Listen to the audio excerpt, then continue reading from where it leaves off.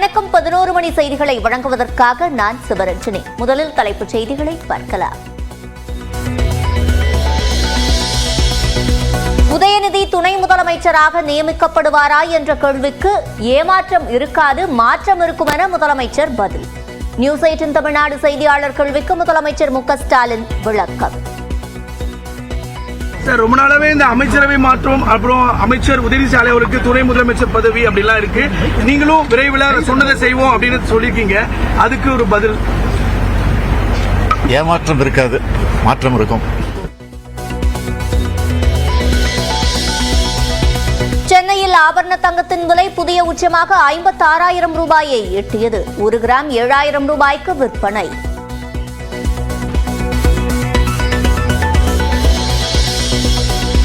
சென்னை உள்ளிட்ட வட மாவட்டங்களில் இன்று மழைக்கு வாய்ப்பு. தென் மாவட்டங்களில் வறண்ட வானிலையே நிலவும் என வானிலை ஆய்வாளர் பிரதீப் ஜான் கணிப்பு.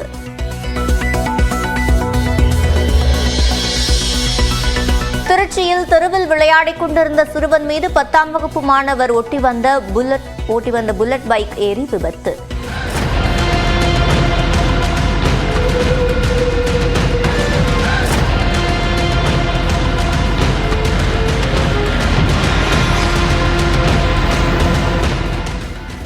மைனர் மகனுக்கு பைக் கொடுத்த சிறப்பு காவல் உதவியாளரான தந்தை மீதும் பாய்ந்தது வழக்கு. நாகப்பட்டினம் அருகே குறுக்கத்தியில் தம்பியுடன் ஸ்கூட்டரில் சென்ற 11ஆம் வகுப்பு மாணவி பேருந்து மோதி உயிரிழப்பு. காயங்களுடன் தப்பிய 5ஆம் வகுப்பு மாணவன் மருத்துவமனையில் அனுமதி.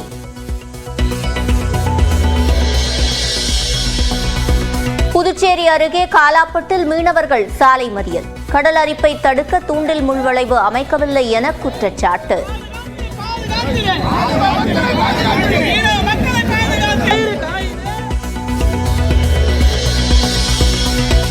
திருப்பதி லட்டுக்கு மாட்டுக்கொழுப்பு கலந்த நெய் வழங்கிய புகாரில் திண்டுக்கல்லைச் சேர்ந்த AR டைரி நிறுவனத்திற்கு நோட்டீஸ். உரிமத்தை ஏன் ரத்து செய்யக்கூடாது என உணவு பாதுகாப்பு மற்றும் தர நிர்ணய ஆணையம் கேள்வி.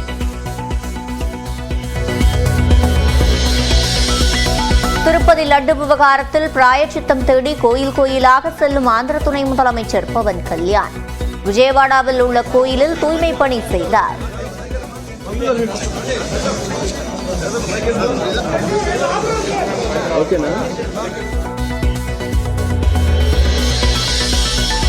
புதுக்கோட்டை அருகே மழவராயன்பட்டியில் சிறுத்தை நடமாட்டம் என்பது வதந்தி. போலியான புகைப்படத்தை பரப்பினால் நடவடிக்கை என வனத்துறை எச்சரிக்கை. அமெரிக்காவின் நியூயார்க் நகரில் யுக்ரைன் அதிபர் ஜெலன்ஸ்கியை சந்தித்த பிரதமர் மோடி யுக்ரைனில் அமைதி மற்றும் ஸ்திரத்தன்மையை மீட்டெடுப்பதற்கு இந்தியா முழு ஒத்துழைப்பு வழங்கும் என்று உறுதி. திரௌபதி பட இயக்குநர் மோகன்ஜி கைது. பழனி பஞ்சாமிர்தத்தில் கருக்கலைப்பு மருந்து கலப்பதாக பேசிய நிலையில் நடவடிக்கை.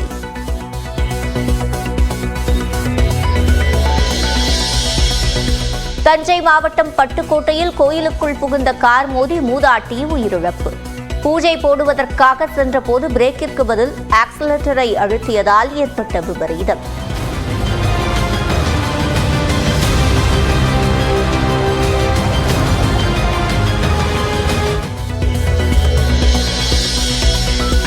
சென்னையில் அனுமதியின்றி நோ பார்க்கிங் பலகைகளை வைக்க தடை. மீறுபவர்கள் மீது கடும் நடவடிக்கை எடுக்கப்படும் என போக்குவரத்து காவல்துறை எச்சரிக்கை.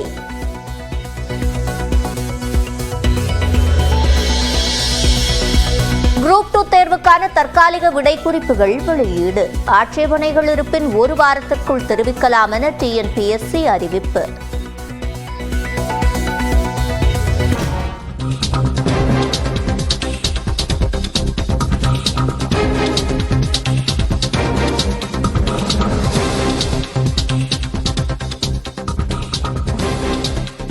தற்போதைய செய்தியை பார்த்து வருகிறோம்.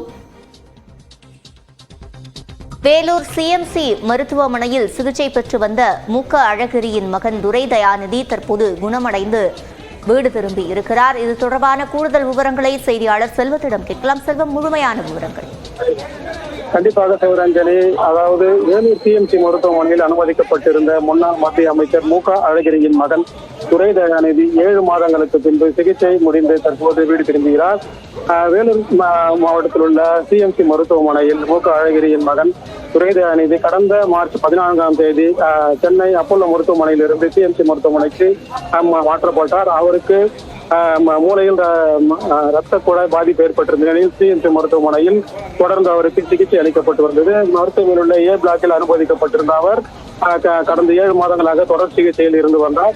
அவர் சிகிச்சையில் இருக்கும் போது தமிழக முதல்வர் மு க ஸ்டாலின் அவர்கள் சிஎம்சி மருத்துவமனைக்கு வந்து அவரை நேரில் சந்தித்து அவருக்கு கொடுக்கப்படும் மருத்துவ முறைகள் குறித்து முடிவாக விசாரித்து சென்றிருந்தார். இந்த நிலையில் அவர் பூரணமாக குணமடைந்து தற்போது அவர் சிஎம்சி மருத்துவமனைக்கு டிஸ்சார்ஜ் செய்யப்பட்டுள்ளார். சிவரஞ்சனி, சிஎம்சி மருத்துவமனையிலிருந்து தற்போது அவர் சென்னைக்கு திரும்புகிறார். அவருடன் அவருடைய தந்தை அழகிரியும் உள்ளார். அழகிரியும் தற்போது அவருடன் கூடவே செல்கிறார். இந்த டிஸ்சார்ஜ் செய்யும் போது டிஸ்சார்ஜ் செய்யும் போது அங்கு செய்தியாளர்களை வீடியோ எடுக்கவும் செய்தி சேகரிக்கவும் விடாமல் சிஎம்சி மருத்துவமனை உள்ள காவலர்கள் செய்தியாளர்கள் மீது தாக்குதல் நடத்தினார்கள். இந்த சம்பவம் மிகவும் பரபரப்பை ஏற்படுத்தியுள்ளது. விவரங்களை வழங்கியமைக்கு நன்றி செல்வம்.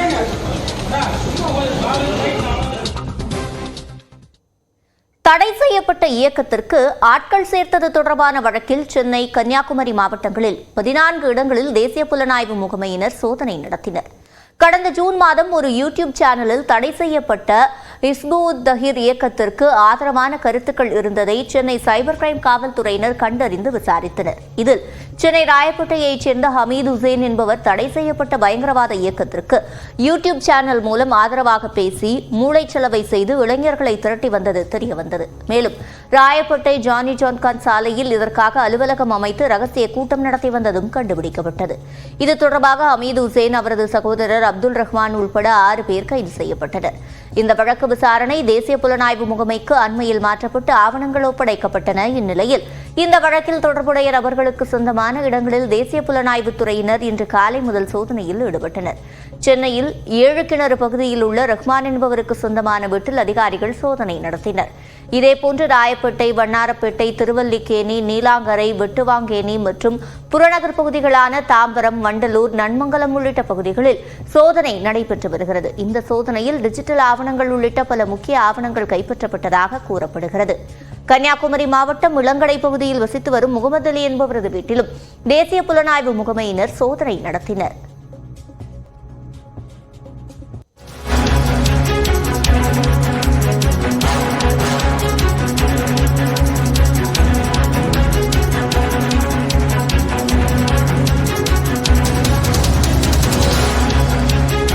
அண்மை செய்தியை பார்த்து வருகிறோம். திரைப்பட இயக்குனர் மோகன்ஜி கைது செய்யப்பட்டிருக்கிறார். பழனி பஞ்சாமிரதம் பற்றி அவதூறு பரப்பியதற்காக அவர் கைது செய்யப்பட்டிருக்கிறார்.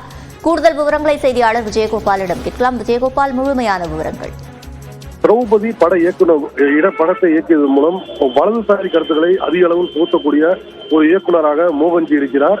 இவர் தனது படத்தில் தொடர்ச்சியாக வலதுசாரி சார்ந்த கருத்துக்களை தொடர்ந்து முன்வைக்கக்கூடியவராகவும் இருக்கிறார். இந்நிலையில் இவர் கடந்த சில நாட்களுக்கு முன்பு ஒரு யூடியூபுக்கு அளித்த பேட்டியில் திருப்பதி லட்டு குறித்து அவரிடம் சில விளக்கங்கள் கேட்கப்பட்டிருக்கிறது. அதற்கு அவர் பதிலளித்த போது ஒரு பிரசித்தி பெற்ற மலைக்கோயில் பஞ்சாமிர்தத்தில் கூட கருக்கலைப்பு மாத்திரைகள் பயன்படுத்தக்கூடிய எனக்கு செவி வழி செய்திகள் கிடைக்கின்றது என்ற ஒரு தகவலை சொல்லியிருக்கிறார். அதையடுத்து இது ஒரு மிகப்பெரிய பரபரப்பை ஏற்படுத்தியிருக்கிறது. அதன் தொடர்ச்சியாக திருச்சி மாவட்ட போலீசாரிடம் வந்த புகாரின் அடிப்படையில் தற்போது திருச்சி மாவட்ட எஸ்பி வருண்குமார் தலைமையிலான தனிப்படையினர் சென்னை காசிமேட்டில் உள்ள அவரை காலையில் சென்று கைது செய்துள்ளனர்.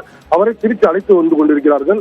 இவர் மீது திருச்சி மாவட்ட சைபர் கிரைம் காவல் நிலையத்தின் மூலம் புகார் கொடுக்கப்படுமா அல்லது மற்ற காவல் நிலையங்களோடு புகார் கொடுக்கப்பட்டு வழக்கு பதிவு செய்து கைது செய்யப்படுவாரா என்பது இன்னும் சிறிது நேரத்தில் தெரிய வரும். விவரங்களை வழங்கியமைக்கு நன்றி விஜயகோபால்.